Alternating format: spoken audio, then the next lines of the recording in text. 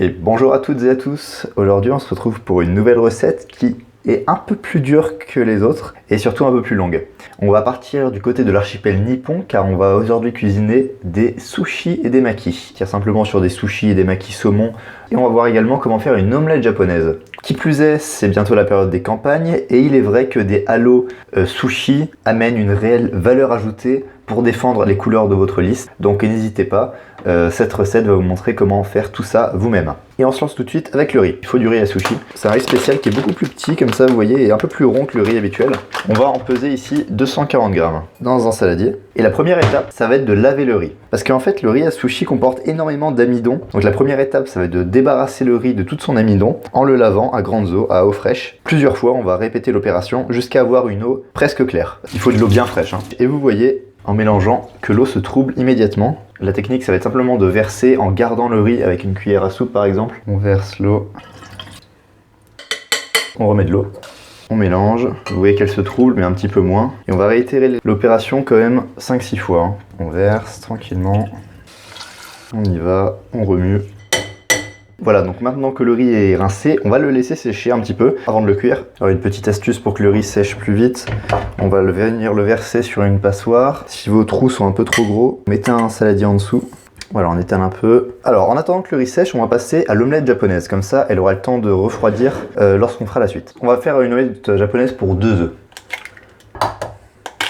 Et avec un fouet, on va venir les battre pour faire une omelette. En fait, ce qui va différencier une omelette japonaise d'une omelette traditionnelle européenne comme on a l'habitude, ça va être la technique de cuisson et également ce qu'on va mettre dedans. On va venir rajouter une cuillère à café, une petite cuillère à café de sucre, une bonne pincée de sel.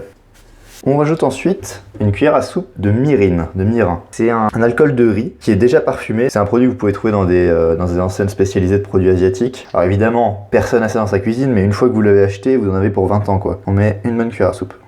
Et enfin, une cuillère à soupe de sauce soja. Et on mélange. On va mettre un petit peu d'huile neutre, pas d'huile d'olive.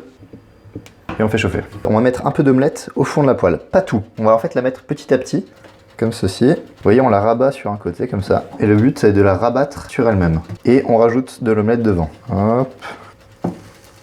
Donc avec une spatule, ça permet de guider le fluide. Et dès que vous voyez que ça commence à cuire, vous prenez une fourchette et une spatule et vous la repliez sur elle-même. Et en fait, c'est pas grave si elle a pas fini de cuire parce qu'elle va continuer de cuire après. On en rajoute. On fait aller et on ramène.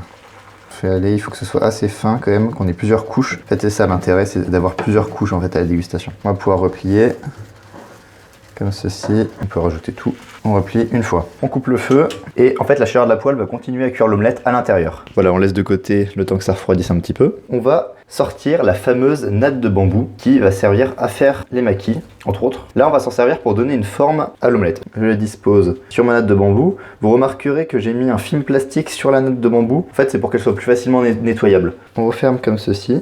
On va la presser pour lui donner une forme et on va pouvoir simplement la mettre dans une assiette et on la laisse refroidir. On s'en resservira tout à l'heure lorsqu'on fera les sushis. Ok, maintenant on passe à la cuisson du riz et on va venir le mettre dans une casserole. Quand même une grosse casserole. Et on va ajouter à ça la même quantité en eau. Donc là on avait 240 g de riz, on va rajouter 240 g d'eau. On fait chauffer à feu moyen et on attend l'ébullition. Alors voilà, l'ébullition est atteinte, on va pouvoir couvrir. Alors pour couvrir, on va prendre un couvercle, mais pour être sûr que ce soit bien hermétique, on va rajouter une feuille de papier alu. On descend le feu et on laisse cuire pendant 5 minutes. Voilà, on est arrivé à la fin des 5 minutes, donc maintenant on retire simplement la casserole du feu et on attend 10 minutes. Mais attention, on laisse le couvercle. Et voilà, les 10 minutes sont écoulées, on va le mettre dans un récipient et on voit déjà qu'il est très collant. On va ajouter 2 à 3 cuillères à soupe de vinaigre pour sushi. Alors le vinaigre pour sushi, il se présente sous cette forme. Si vous trouvez du vinaigre de riz, ça marche aussi. La différence entre les deux, c'est que le vinaigre pour sushi a été préparé avec du sucre et du sel et du vinaigre de riz qu'on a chauffé pour bien les dissoudre et à la fin on obtient ce produit-là. Donc là j'ai utilisé du vinaigre pour sushi et on en rajoute donc 2 à 3 cuillères à soupe. Ensuite, avec une cuillère en bois, on mélange et il ne faut pas écraser les grains de riz. Maintenant, on laisse le riz refroidir dans un coin et on va s'occuper du saumon. Alors, on prend un couteau bien aiguisé. Alors, pour les makis, on va couper des bandes de saumon en fait. 1 cm d'épaisseur à peu près.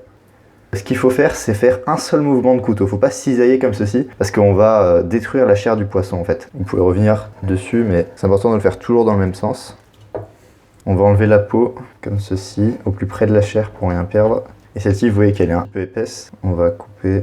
Pour la peau, pour que ce soit moins chiant, on va changer de plan. On va l'enlever tout de suite, tout d'un coup. J'insère ma lame dessous et on vient tirer pour décrocher la chair de la peau. Voilà. On va couper une deuxième tranche pour les maquis. Maintenant les sushis. Donc là, encore une fois, d'un seul coup de couteau. Dans la chair. Vous voyez, donc cette épaisseur-là à peu près.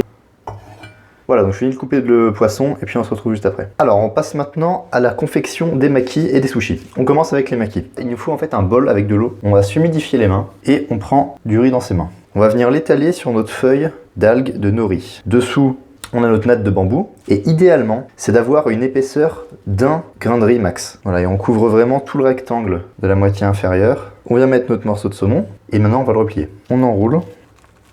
On peut venir décoller ici. On vient décoller la feuille. Lorsqu'on est à la moitié, on appuie bien et on lui donne une forme carrée comme ceci. Voilà. Et là, on a notre rouleau de maquis qu'on va pouvoir mettre au frigo. Alors, pour les prochains, on va essayer de tenter des maquis saumon omelette. On va couper des tranches. On prend du riz et on étale. Comme ceci. Juste en dessous, le saumon. Et c'est parti, on roule. Voilà, bien serré. Hein. Et on serre. On va passer au sushi. Alors toujours les mains humides. Avec la main comme ça, on lui donne une forme. Juste avec les deux doigts du milieu, on contracte bien. On vient prendre un morceau de saumon ou d'omelette. Maintenant, on peut en faire vraiment beaucoup à la chaîne en fait. C'est pour ça que cette recette, elle est assez longue. Mais en fait, une fois que le riz est cuit, ça va assez vite ensuite. Voilà. Et voilà, donc j'ai fini le riz. Voilà en gros ce qu'on peut faire pour vous donner une idée des proportions. Donc voilà, donc maintenant ça on peut laisser au frigo. On peut servir évidemment ça avec, selon les goûts, du wasabi, de la sauce soja, sucré ou non. Voilà, bon après c'est vraiment selon les goûts de chacun. Donc merci d'avoir suivi la vidéo et puis on se retrouve bientôt pour une prochaine.